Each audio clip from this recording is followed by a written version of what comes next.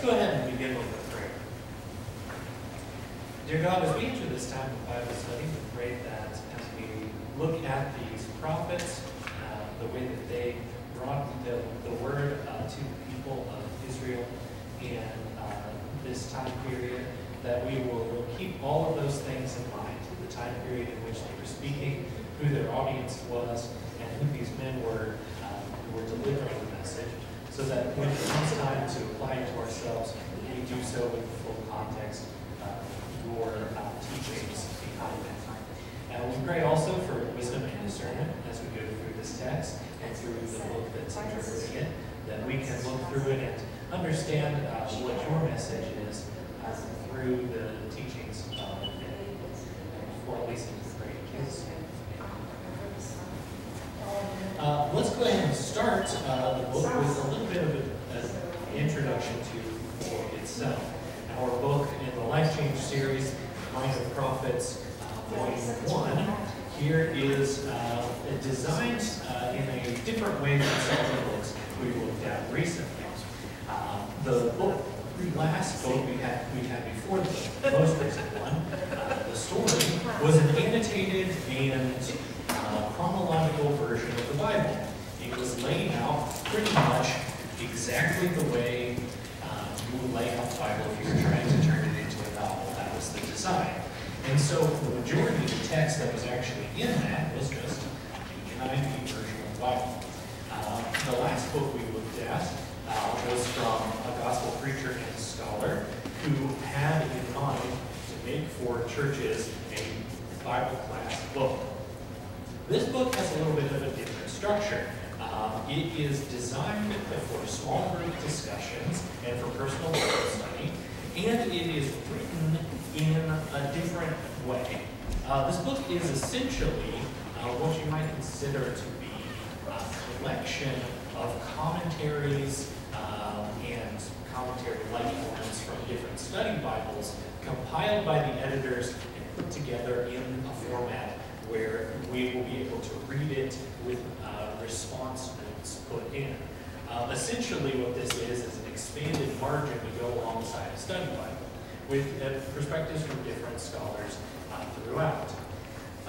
Because of the nature of that, there is a little bit of sort of, we might say, teach the controversy mentality behind this. They will tell you both sides if there are two different interpretations of an idea, and they'll give you some interpretations of things which may not be what the text itself is trying to say, but something relevant to the broader discussion on it. You'll see what I'm talking about as we go through today's chapter. One of the things also to keep in mind is what exactly are we reading. The Minor Prophets comes from a man called Augustine. That term comes from him because it referred to the small size of the books. These are shorter than the other prophets, so they're the Minor Prophets in length and did nothing else. They're no less important, significant, or relevant to our discussion of who God is. The range of these books spans about 400 years. The oldest one is in the 9th century BC, and the most recent one is in the 5th. Also, just as a reminder, because we will be using BC numbers, I know you're not ignorant of this, but I'm just reminding. BC works backwards. It starts with Jesus, it goes from 0. Numbers get higher the further away you are from Jesus. It confuses me, so I'm bringing it up to you. One of the other points to point out here is that these are not in chronological order, but in biblical order. So we are going to be looking at Hosea first. And Hosea is, if you look at our timeline, it starts on page 11 and goes to page 12 in the introduction. He is actually 5th in line chronologically, but he's the first in the order in which they are organized in the Bible text. So that is where we will be beginning. So if you want to turn to the book of Hosea, we'll actually start getting into the text with that preamble finished. Hosea, as I mentioned, is the first of the Minor Prophets, which are at the very end of your Bible, your Old Testament part of your Bible, and they immediately follow, Hosea immediately follows Daniel, where we've been in the evening. century, according to one of the commentators referenced here, embraced the critical years of religious decline and decay in the northern kingdom from 750 BC to a few years before the fall of Samaria in 722. His preaching focused on Israel's breach of her covenantal relationship with God, mixing the pure worship of the Lord with the idolatry of the surrounding peoples, what is called religious syncretism, and on the impending judgment. Note that's important to make here, this is talking about the northern captivity of the nation of Israel. The southern captivity of Judah won't come until 597, so quite a bit of time later. This is, we're talking about a span of nearly a century and change before the southern kingdom goes off into captivity as well. Part of that context that's important for us in our understanding of the broader scriptures in the Bible and the New Testament is this was the first group of people to be taken off into captivity.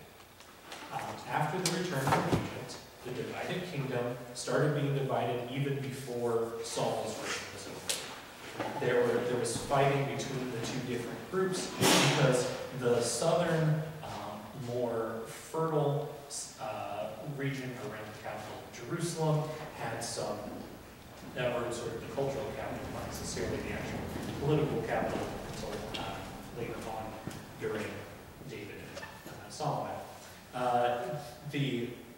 That was the sort of the hub of all the prosperity, and the northern kingdom always felt like they were second class, so there was always some divide there, but it divided even further when they officially split into two kingdoms, and the northern kingdom was taken off into captivity first. So once the captivity ended, all of the people from Samaria in the southern kingdoms returned. The broader Palestine region was suddenly trapped in these two different paradigms, right? You'll remember when Jesus is born, the people say, how can anything good come out of Nazareth? It's in the north. These are the no good people. And they're not considered to be the sort of respectable group of the two. Because they were the ones who followed Jeroboam, they were the ones who were idolaters and everything else, and were punished by God. As we look at our text itself, let's go ahead and begin by reading the first 7 verses of Hosea. The word of the Lord came to Hosea, son of Beri, during the reigns of Hosea, Jotham, Ahaz, and Hezekiah, kings of Judah, and during the reign of Jeroboam, son of Jehoash, king of Israel. When the Lord began to speak through Hosea, the Lord said to him, go take yourself an adulterous wife and children of unfaithfulness, because the land is guilty of the vilest adultery from the Lord. So he married Gomer, daughter of Diblaim, and she conceived and bore him a son. Then the Lord said to Hosea, call him Jezreel, because I will soon punish the house of Jacob for the massacre of Jezreel, and I will put an end to the kingdom of Israel. In that day I will break Israel's bow in the valley of Jezreel. Go and conceived again, and give birth to a daughter. Then the Lord said to Hosea, call her Lo Ruhamah, for I will no longer show love to the house of Israel, that I should at all forgive them. Yet I will show love to the house of Judah, and I will save them not by bow, sword, or battle, or by horses or horsemen, but by the Lord, their God. And after she weaned Lo Ruhamah, Gomer had another son, and the Lord said, call him Lo Ami, for you are not my people, and I am not your God. As we look at this, the one thing to note right away is that my translation here in the New International Version says an adulterous wife, and that they are to be children of unfaithfulness. The sort of euphemistic language that they're using here is not really necessary, I don't think, but really what's being said here is that she's a prostitute. She's a promiscuous woman. She's someone who has sex with men she's not married to, and for money, you'll see in chapter 2, from the way that this sort of parable made real is being acted out. One of the things that our author and our editors here include as an example also of how they're saying two different perspectives. On page 16, there's some question as to whether she already had children before Hosea married her, and then he had to adopt them in addition to having his own children with her later. I don't think that that's really important, but what is important is that because she's an unfaithful woman, Hosea can't be really sure that they're his kids to begin with. That's the implication there. It's like, are these really my children? With that in mind, what we read in chapter 2 becomes very interesting. And I'll show you exactly what I mean when we get to that point. Jezreel is an important name. Not only is it the place of the valley of Jezreel, but the name itself means God sows or plants. It's a reflection of not only the place in which Israel is going to lose, but also reference to God's imminence and domain over the very thing that Baals are supposed to be in charge of. Okay, so the Baals are fertility gods, they're crop gods, they're supposed to be ones that give you lots of food. That's what their job is. That's not it. But by naming this valley prophetically as being the place where Israel is going to lose, and by naming the sun, God sows or plants, he is very emphatically stating God is in charge of the harvests.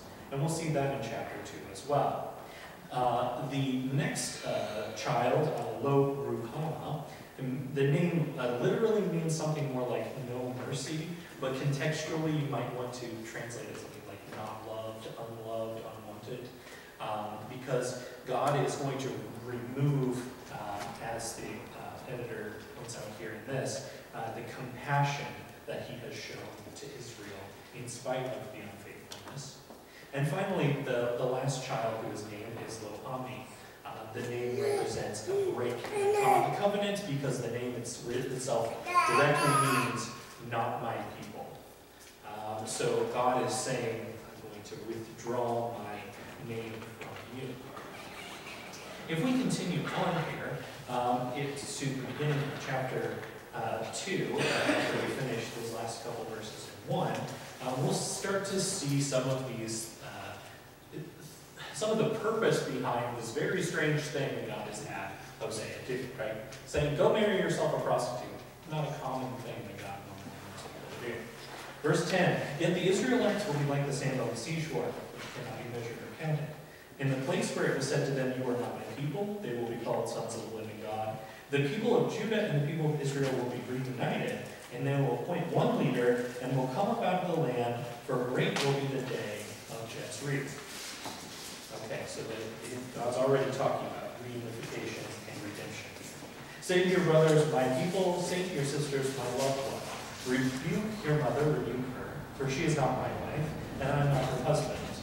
Let her remove the adulterous look from her face, and from the unfaithfulness from between her breasts. Otherwise I will strip her naked and make her bare as on the day she was born. I will make her like a desert, turn her into a parched land, and slay her with thirst. I will not show my love to her children, because they are children of adultery. Their mother has been unfaithful and has conceived them in disgrace. She said, I will go after my lovers, who give me food and my water, my wool and my linen, my oil and my drink. Therefore I will block her path with thorn bushes. I will wall her in so she cannot find her way. She will chase after her lovers, but not catch them. She will look for them, and not find them. And she will say, I will go back to my husband as at first, for then I was better off than now. She has not acknowledged that I was who gave the grain, the new wine, and the oil, who lavished on her silver and gold, which they used for vain. So we'll stop there for just a moment. And there's a very important thing that's being brought out here. The unfaithfulness of Israel in idol worship is being represented as the unfaithfulness of a woman to her husband. The Israelites have mixed in the worship of the Baals, the household gods, these little superstitious, ritualistic things, as commonplace as they were among the people that surrounded them. They were now part of the Israelite way of life as well. The term that was already used earlier in the book and then used again here, to be appropriate, would be syncretism. They had taken elements which are not part of the true religion, the true worship of God, and they have put them in to their everyday worship, their spiritual practice. The name of Jeroboam here, this is not the Jeroboam of the first original idolatry. This is not the Jeroboam who put the golden calves in Bethel and Dan. But anybody whose name is Jeroboam, you know it's going to be a problem because they named him after that guy. But this is Jeroboam the second, we might say, and he has continued that idol worship under his rule as well. And so, one of the important verses here was that God, represented by the husband, gave Israel all of these things, the food, water, wool, linen, oil, and drink. All of the things that come from the land that provide the basic things. And the Israel in the imagery of the poem here, Hosea's relaying his prophecy, took those things and said, oh, I got these from my lovers. These are gifts from my many lovers. And it's, oh, well, I'm giving Baal the credit for the things that God provided. That's what's being said. And not only that, but this woman in the imagery has taken those things that she's supposed to have gotten from her lovers and given them back to them, and they've wasted them before the Baals instead of using them in worship of the Lord. Let's go ahead and continue in verse 9. Not before one more comment on this. One of the parts of Near Eastern idol worship that was common basically among every cult of an idol was ritual prostitution. Baal is not an example, but not an exception to that. So there is a direct element of the promiscuity that's going on, which is linked to idol worship. She's not just, a loose woman, an easy woman who just goes around sleeping with people for fun. But there's an aspect of this where it's part of her idolatry that is being wrapped up into it. Let's move on with verse 9. Therefore I will take away my grain when it ripens, and my new wine when it is ready. I will take back my wool and my linen. I intended to cover her nakedness. So now I will expose her lewdness before the eyes of her lovers. No one will take her out of my hands. I will stop all her celebrations, her yearly festivals, her new moons, her Sabbath days, all her appointed feasts. I will ruin her vines and her figs, which she said were paid for from her lovers. I will make them a thicket, and wild animals will be found with them. I will punish her for the day she burned incense to Baals. She decked herself with rings and jewelry. She went after her lovers, but me she forgot. We'll continue in just a second, but one of the things we saw back in, let's see, that was verse 2, it says there was unfaithfulness between her breasts. I think that's what's being referred to here when they said that she's decking herself with rings and jewelry, and also he said he was going to change her face. He's like, take that makeup off, take off the jewelry. You're not going to go bring anybody in. You're not going to lure anyone in to these unfaithful interactions. You are going to be faithful to me instead. And the stripping her of her wool and linen and exposing her nakedness. Now, if she's sleeping around with these guys, they've already seen her naked. That's generally how that works. So how is it a shame for her to be naked again? Because the one who gave her the clothes, her husband, has taken them away, and now it's no longer by choice that her sin is being exposed. Now she is being exposed. It's no longer a secret tryst that's happening, but now a full-blown shame that's being placed on her. But remember, Hosea's not doing this to his actual wife. This is just the imagery that's going on. He's not going around stripping his wife in front of people. But there is some shame that has to be put on here to this picture of Israel. But now, we've got all of this imagery up to this point of the unfaithful woman going and seducing, right? But now, we get the opposite. Verse 14 says, therefore I am now going to allure her. I will lead her into the desert and speak tenderly to her. There I will give her back her veins. I'll make the valley of Achor a door of hope. There she will sing as in the days of her youth, as in the day she came up out of Egypt. And that day declares the Lord, you will call me my husband. You will no longer call me my master.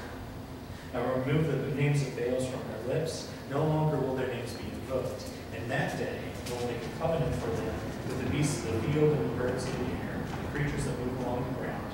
Bow and sword and battle I will abolish from the land, so that all may lie down in safety.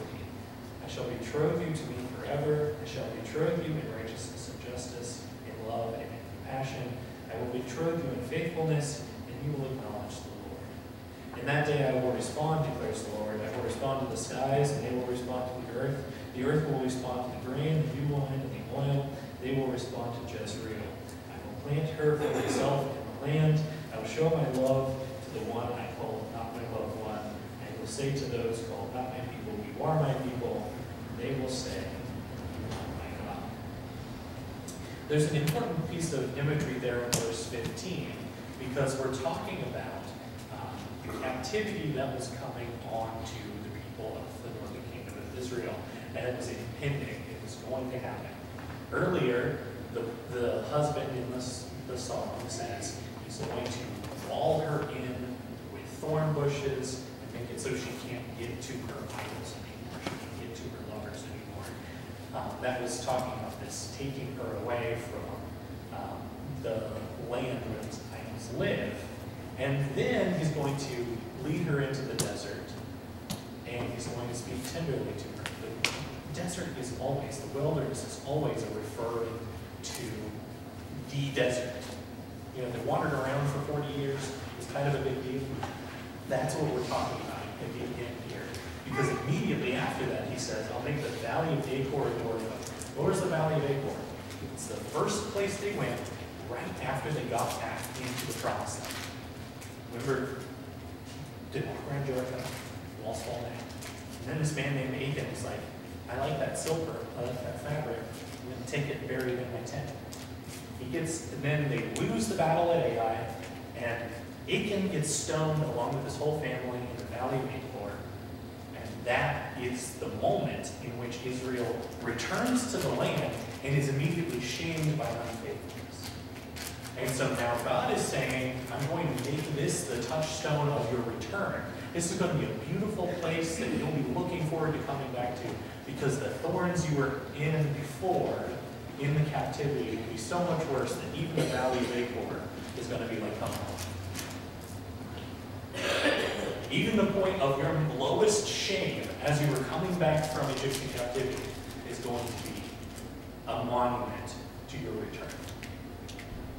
So he's saying that your past unfaithfulness is going to turn into a future for you, a door of hope is how it's worded here. And it also says she will sing in the days of her youth as in the day she came up out of Egypt. There's this responding to the Lord in song, just as your return brought praise to God.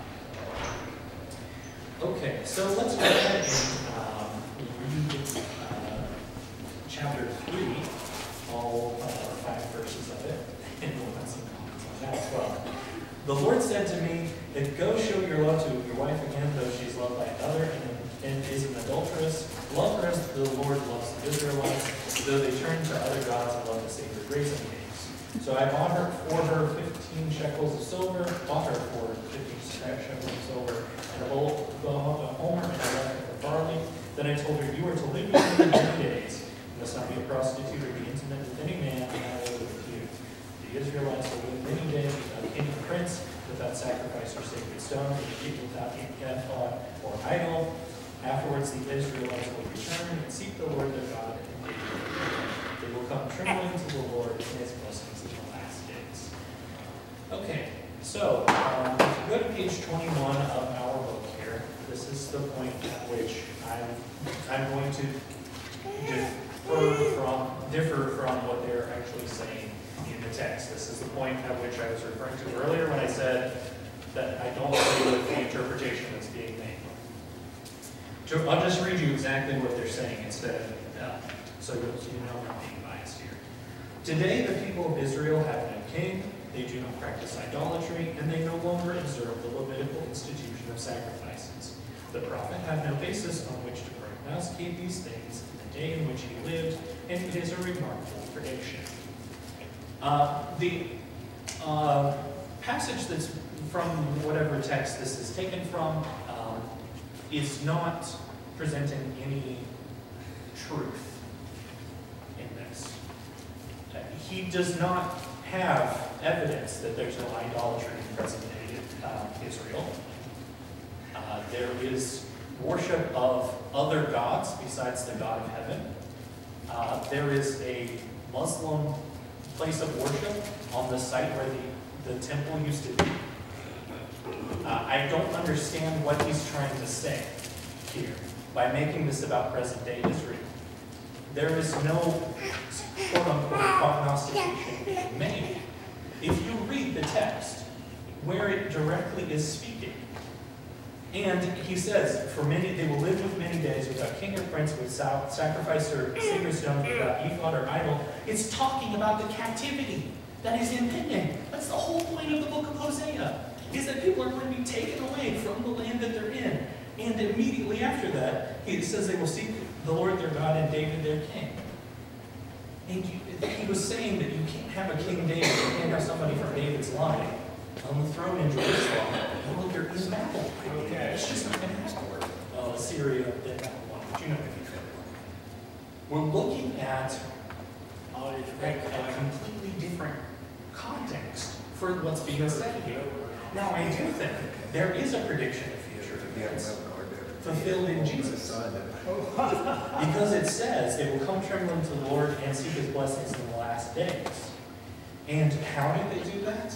They return and seek the Lord their God and David their king. The son of David, Jesus, was both God and David's descendant. And he took on that role fully and restored a kingdom, a heavenly kingdom, through his sacrifice on the cross. If you are a Christian, you're reading that. I don't think there can be any other interpretation but Jesus and his role as the Messiah for the church. Now, there is that message in here for Christians as well. The captivity of sin has bound us up in unfaithfulness away from God. And Jesus the Redeemer came and bought us back from our sin. We'll talk more about that on Wednesday, because that's important imagery for us. I do not think there is any room in the Scripture whatsoever to think this is about the present-day nation which resides on the same piece of land that was there when they were writing this in Hosea's. Okay, so that's my little disagreement with the text. Overall, I think that this is a really interesting book. And I think that they do provide some good perspective. And honestly, I don't want to put aside any opportunities to disagree on this too. Because sometimes when I read something that I disagree with, I get proven wrong, and then I have to write opinion about things. I don't mind changing my mind. But when it comes to things where the Bible itself contradicts what's being said, we should always go with the side of the Bible says. I don't think I even need to say that to you guys, you know. Well, I appreciate your time and attention this morning. We will continue our discussion of Hosea, chapters 1 through 3 on Wednesday with Bible class, and we'll continue our study of the Word further in our regular worship service in just a few moments.